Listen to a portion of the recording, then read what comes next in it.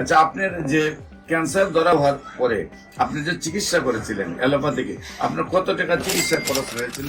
5 লাখ 6 লাখ। বিশেষ করে আমার সাথে MBBS doctor, DSMS doctor, BSMS ডাক্তাররা আছেন গণস্বাস্থ্য হোমিওতে, এবং আমরা সবাই সহযোদ্ধা হিসাবে নিয়ে কাজ করে আমরা যে সফলতা পেয়েছি তার একটু প্রমাণ আপনাদের সামনে তুলে ধরছি। ভাইজান, আপনার নাম? লিটন দাস। লিটন দাস। আপনার পিতার নাম?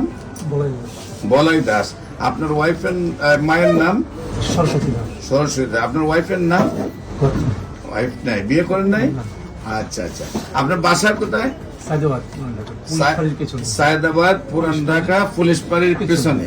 কিভাবে কোথায় চিকিৎসায় যান, কিভাবে চিকিৎসা আপনার এই রোগ ধরা পড়ে, এবং কোথায় কোথায় চিকিৎসা করেছেন, এবং কিভাবে সুস্থ হয়েছেন একটু দেশবাসীর উদ্দেশ্যে বলেন।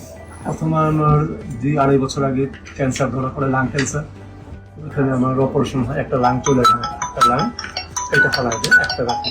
আর কেমো দিয়েছিলাম 3-4টা কেমো দেওয়ার পরে আবার 2 বছর পরে এটা ফিরে আসে শরীরে। ডাক্তার বলে আবার কেমো দিতে হবে। তো আমি আর কেমন না দিয়ে আপনার স্বর্ণপূর্ণ আপনাকে ফেসবুকে বিভিন্ন। আপনি প্রথম যখন ডাক্তারের কাছে গেছেন, যাওয়ার পরে ধরা পড়ছে আপনার ক্যান্সার হয়েছে। হ্যাঁ, তো ক্যান্সার হওয়ার আগে আপনি ডাক্তারের কাছে গেছেন, আপনার কি প্রবলেম হতো? আমার কাশি হইতো, কাশি হইতো। কাশি হইতো আর শুকায় যেত। পর্যাপ্ত পরিমাণে কাশি হয়তো, তারপরে ডাক্তার দ্বারা গেছেন, ডাক্তার দ্বারা যাওয়ার পরে দেখা গেল আপনার লাং ক্যান্সার। তারপরে আপনি লাং কেটে ফেলে 2 বছর মোটামুটি একটু সুস্থ থাকেন। তারপর আবার ক্যান্সার ব্যাক করে, আবার টপ চলে আসে।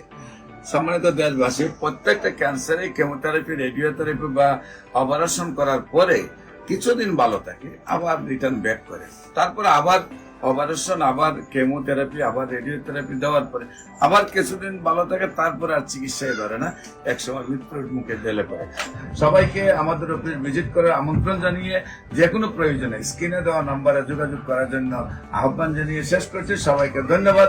আসসালামু আলাইকুম ওয়া রাহমাতুল্লাহি ওয়া বারাকাতুহু।